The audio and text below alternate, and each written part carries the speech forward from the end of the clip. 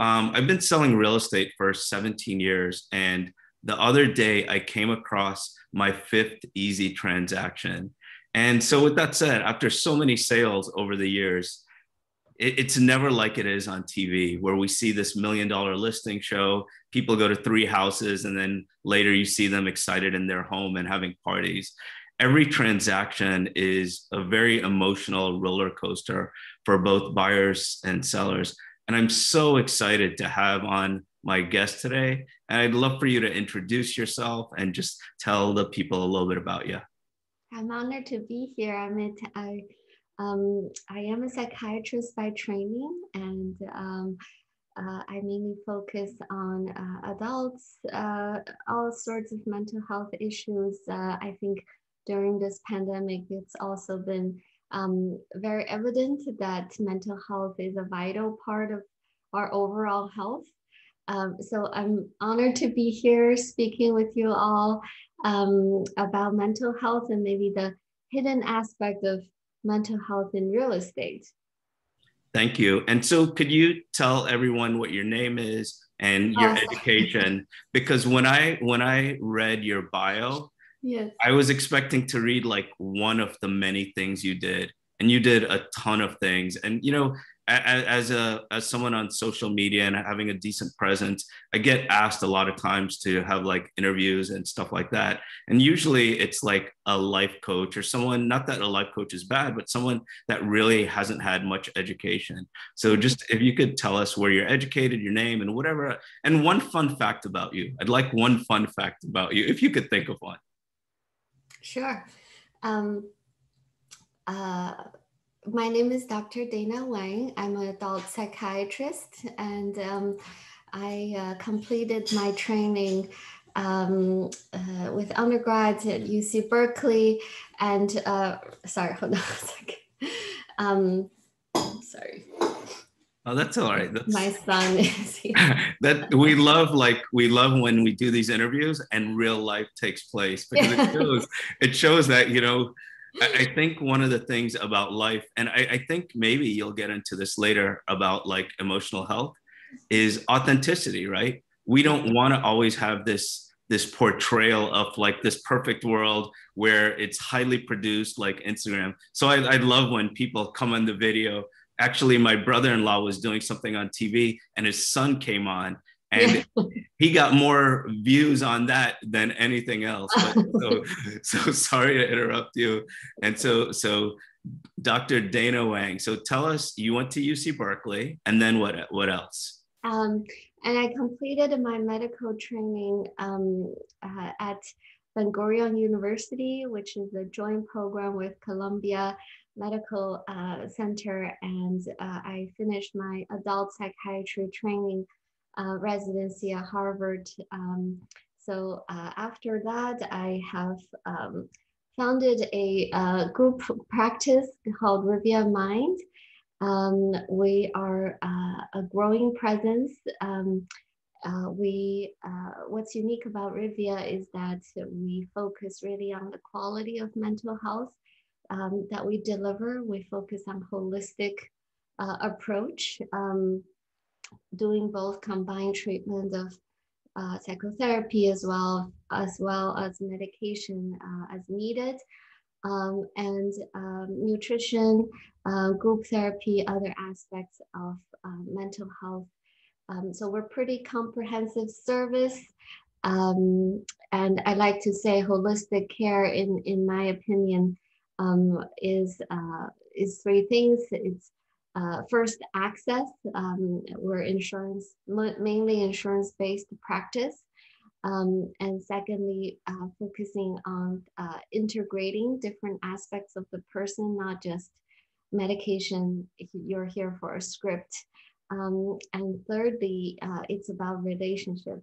It's the relationship you have with your practitioner, that over the years, they get to know you and they really tailor the treatment towards your circumstance. So that's what we stand by for Rivia Medical. Sorry, we recently changed our name to Rivia Mind. That's what we focus on in Rivia Mind. And we hope to give, we hope to serve the community in more robust ways. So like, so that's amazing, all those things that you're talking about, because I think especially in Miami and California and many other places, people could really, I guess, it really resonates with them, right? That whole thing about that relationship and everything else. And so, what was I know you studied really hard and you've spent a lot of time educating yourself. What made you want to do this? It was really a natural draw. In fact, I resisted going into psychiatry for a long time, but something pulls me in. And finally, I said, this is just feels right to me. I enjoy talking to people. I enjoy having that relationship with my patients. And it's really unparalleled in any other specialty in medicine. With mental health, there's a lot of stigma, especially in my own ethnic background. I'm Chinese American, and mental health is not that well known, and it's often stigmatized. When I told my family that I'm going into psychiatry, there was a lot of reaction and worry about how this field is going to affect me emotionally. And I'm really happy that this feels like a great fit for me. It doesn't feel like work.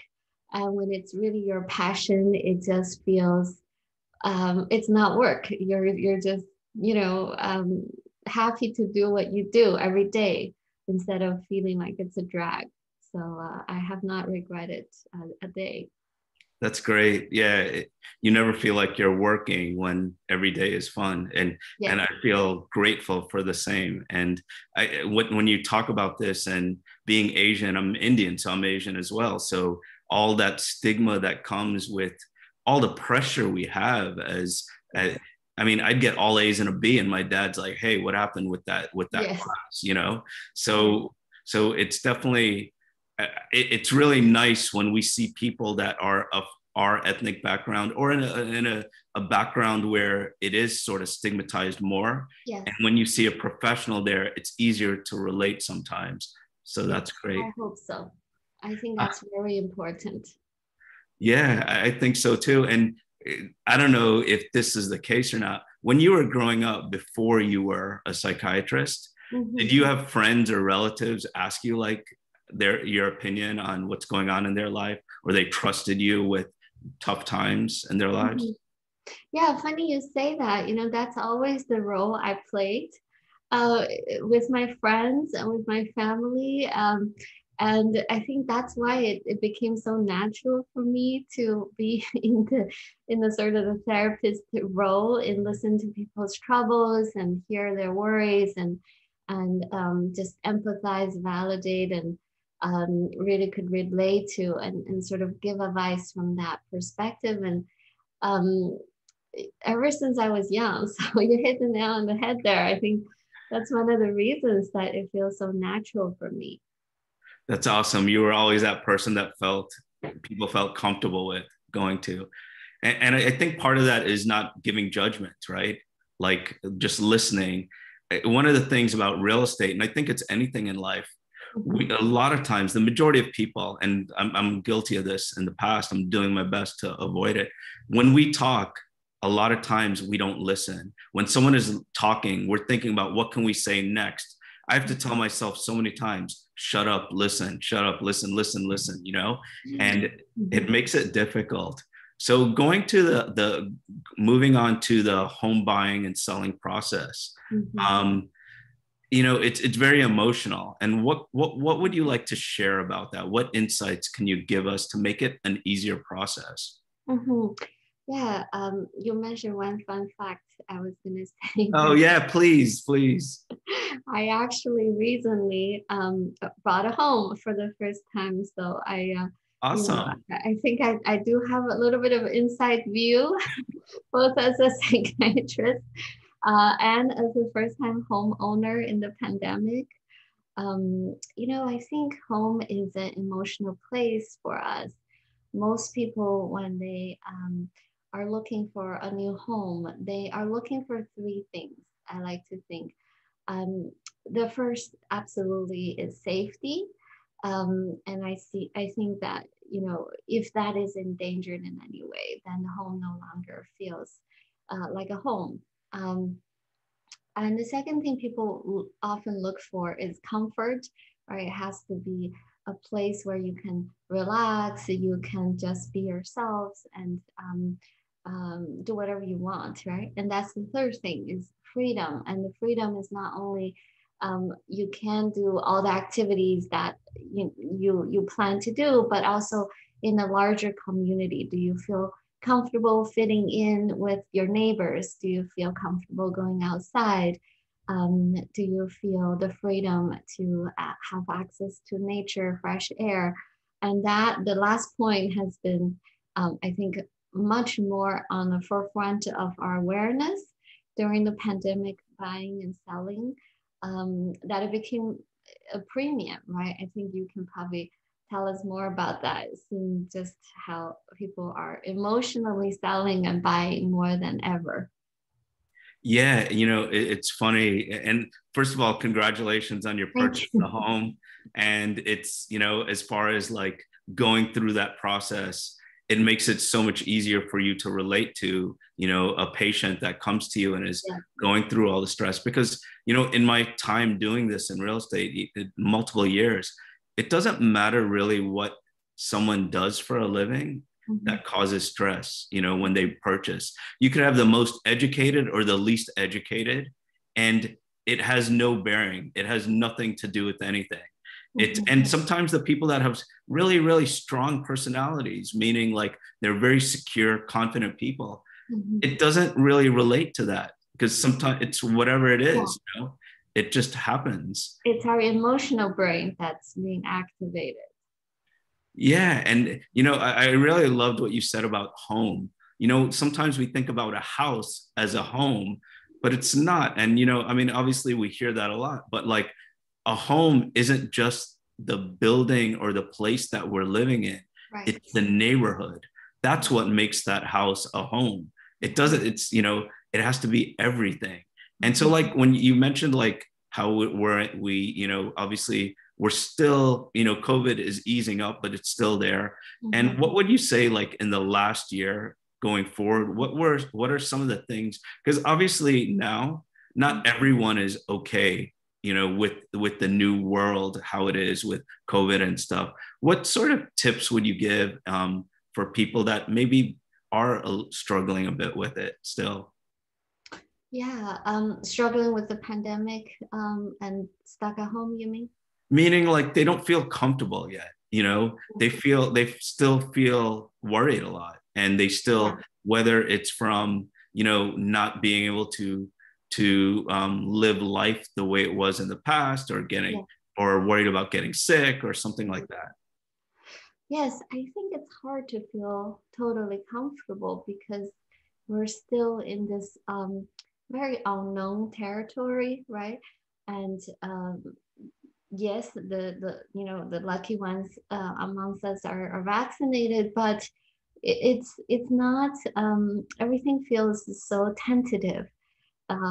Is there a more contagious variant, or how's that going to affect the vaccinated population?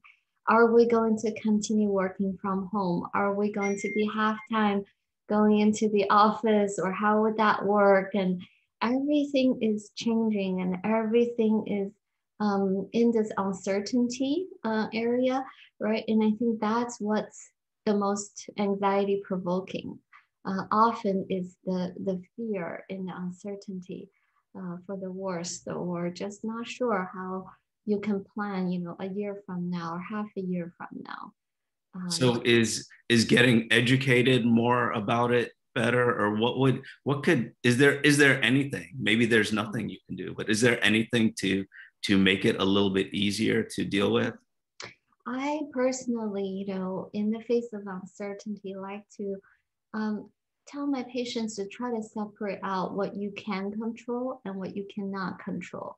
And the things that you can control, what are the things that can make you feel more comfortable within your power? Like that includes within your financial means, move to a more comfortable place that maybe afford a little bit of fresh air that you feel that you can have access to in a safe way, that you feel can be something you, sorry, walking back that line a little bit, uh, in a financially affordable way that you can feel more safe to access nature.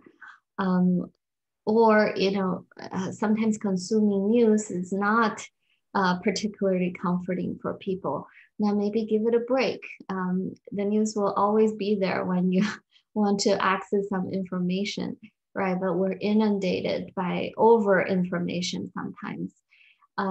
Have some peace, carve out a portion of your day that is just about breathing and just about you with your thoughts. Those are all things we can control. And I think the things that we cannot control, have sort of an active mindset of letting it go and not letting it be something that you try to control, because that's usually becomes a recipe for disaster. Yeah, great advice. I love like separating it, right? What you can control and what you can't control.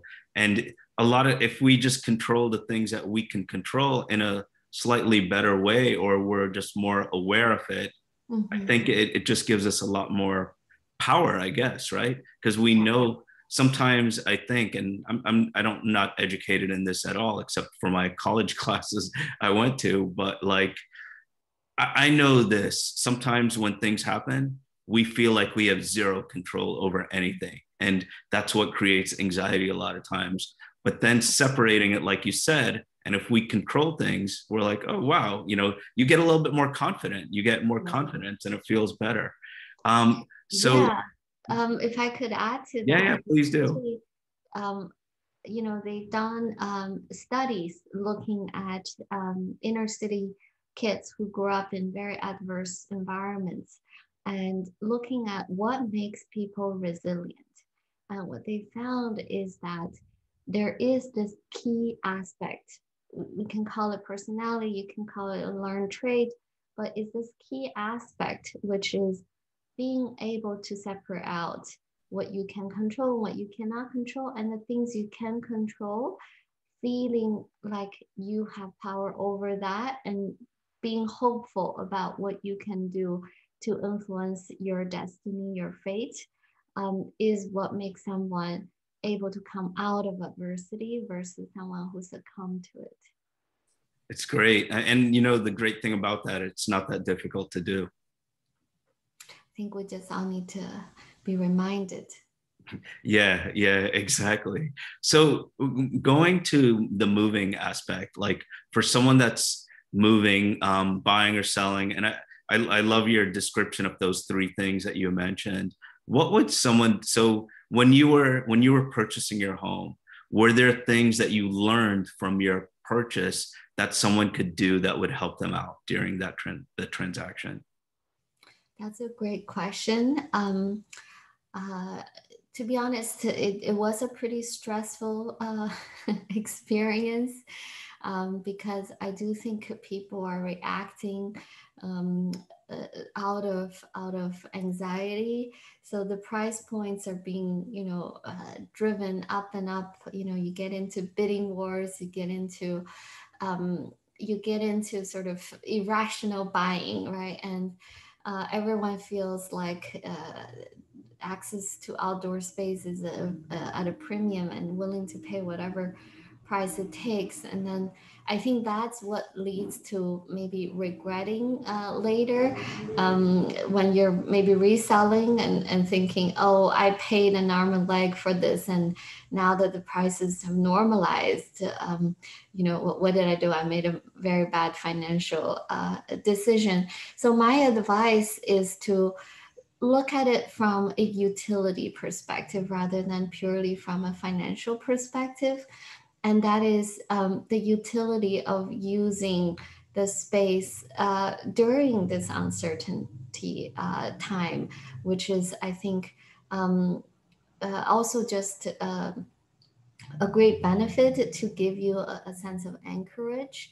So, from a psychological perspective, really seeing yourself in a space not just for the pandemic, but maybe using the pandemic as a way of reevaluating your routine, your lives, to find something that fits you, that's more sustainable. So meaning, maybe we all go back to work in person, but what can you learn about your routine that perhaps you started a healthier habit that can be continued even after the pandemic is over, hopefully one day, and how can your home support that new habit that you have, support the new routine you have. So sort of look beyond the price point, look beyond just the bidding wars, really seeing, is this a place where you can grow into more comfortably, have more freedom, have more security? Yeah, that's great advice. And, I think in real estate as an agent doing this so long, the first question I ask someone, especially in this market, do you have to move?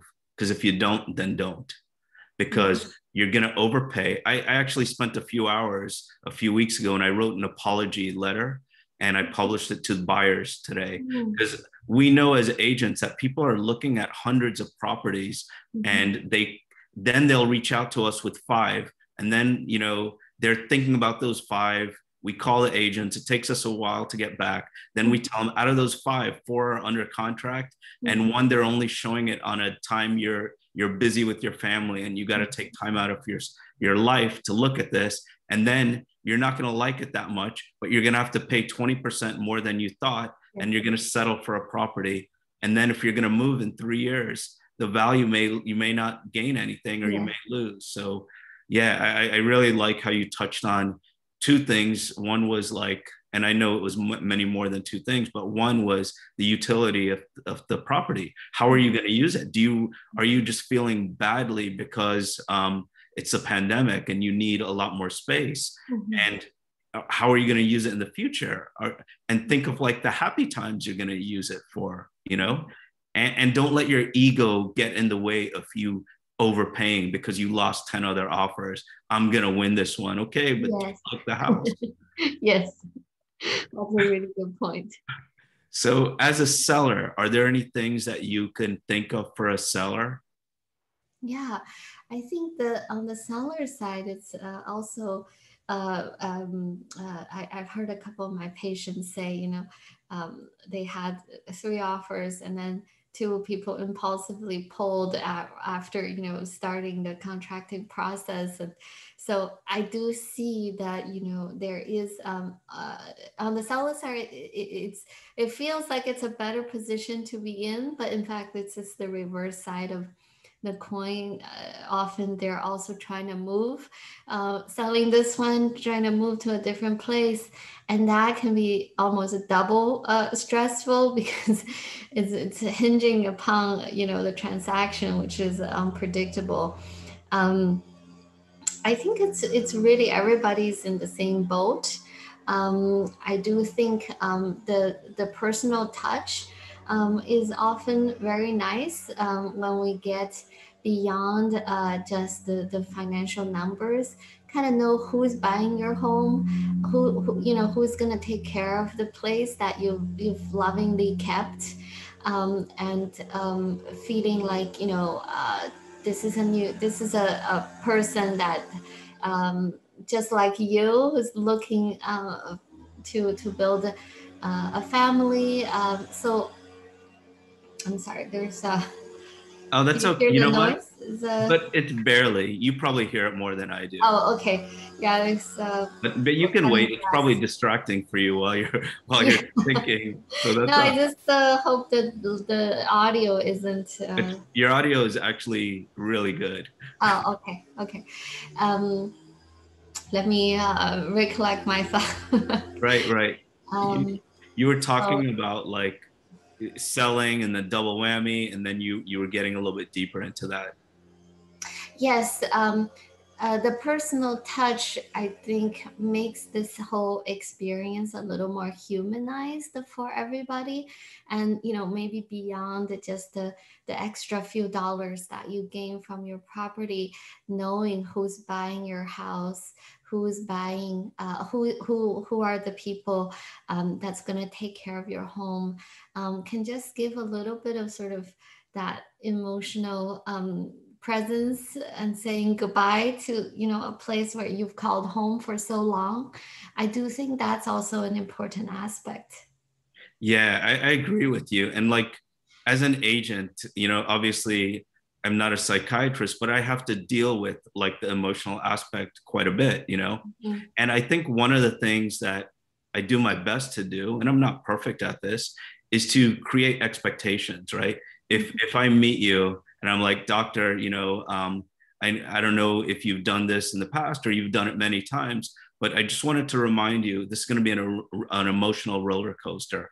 There are going to be days that you get fed up of this. There are going to be days that you're like, I just want to stop doing this. There are going to be days that you're excited about it. There are going to be days we get a bunch of offers, and there are going to be days where some of those offers don't go through. They're going to be, honestly, doctor, there are going to be days where you're mad at me and I probably didn't do anything, but it's okay. I'm here for you. And that's why you hired me.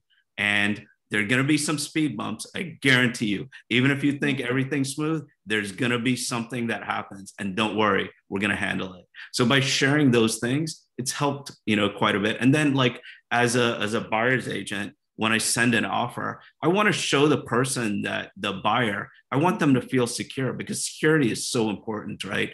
That person wants to make sure, like if I send an offer and I say, the buyers, this is a software engineer, this is what they do, here's their income, this is their credit score, they're flexible with when you move.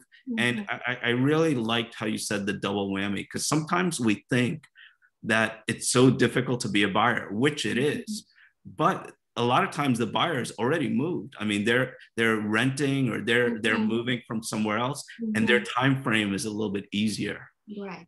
And as a seller, you're also probably a buyer as well. So, so I'm glad you brought that up.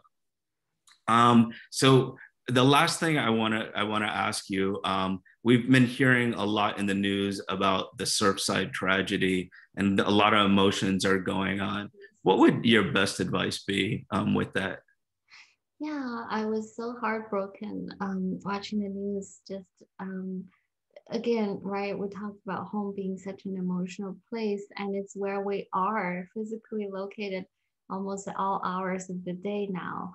And to have that literally collapse is just so tragic. So my heart goes out to all the victims of the tragedy. To me, there's still so much unknown about what really caused the collapse.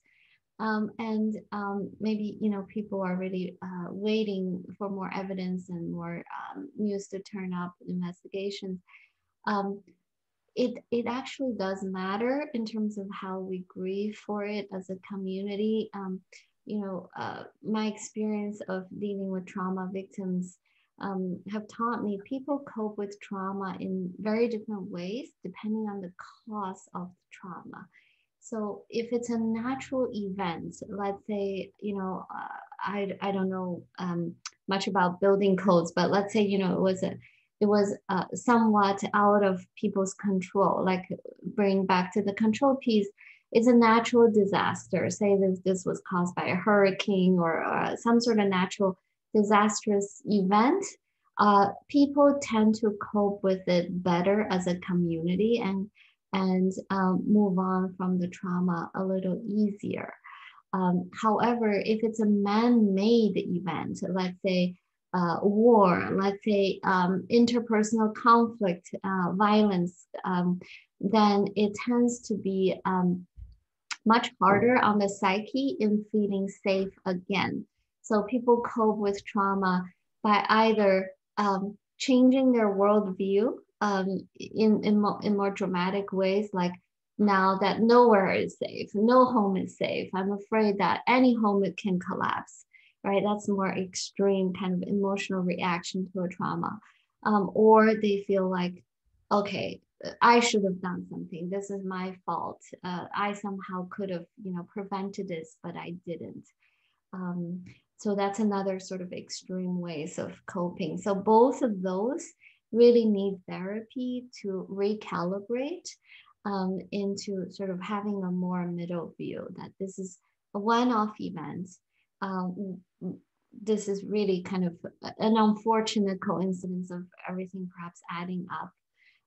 But you're going to be safe again, living in a home. I think that can take years to recalibrate. So I sort of see how much trauma coping that um, some of the victims would have to endure in the years to come. So my heart goes out to them.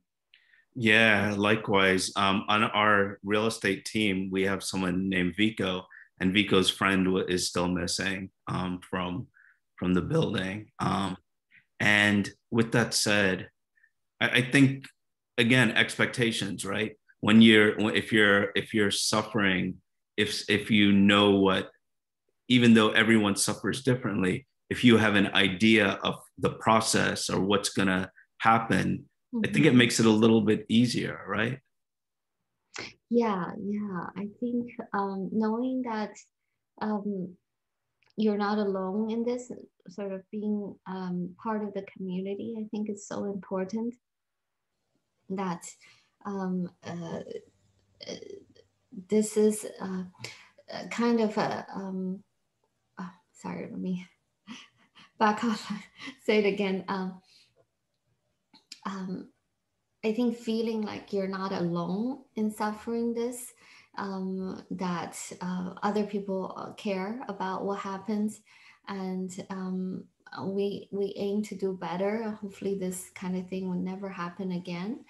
I think feeling supported is a very key aspect. And again, I would advise for those who have really been affected by the event, think about therapy, think about talking to someone professional about their experience and process the emotions, so that they can recalibrate and go back to their lives.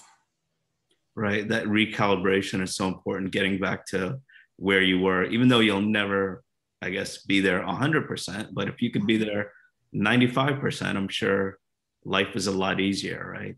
Yeah. So I wanted to thank you for joining me today. It was really a pleasure to spend some time with you. And before we go, I want you to share, if you could, if you want to, if you can share about if someone wanted to reach out to you or your center, Rivia Mind. And so what would you like to say? Absolutely. We are a new kid on the block in Florida. We have, because of the pandemic, expanded to Florida to accommodate those patients who've moved from the tri-state area to Florida, or maybe looking to travel back and forth.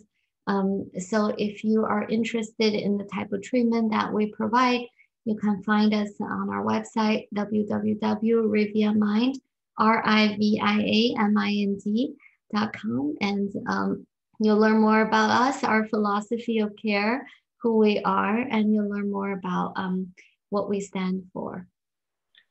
So you're from New York, right? You have a practice in New York as well? We actually have a practice now.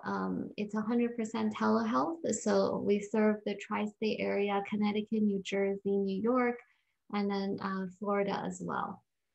That's great, because you're so right. So many people go back and forth and back and forth. And I think one of the things about like that comfort level with the safety and all that, having a doctor, the same practice in both places, because people, when they come from New York and they come to Miami, they don't stay here for 3 days. They stay here for months, and having their medical center here makes Yes. it so much better. Yeah. Yeah. Again, you know, the relationship doesn't have to end once you move. So that's kind of why it was a natural sort of evolvement after the pandemic of the snowbirds moving to Florida. So thanks again. Thanks for joining us. And next time, hopefully in person. Yes, thank you so much for having me, Amit. It was really a pleasure. Likewise.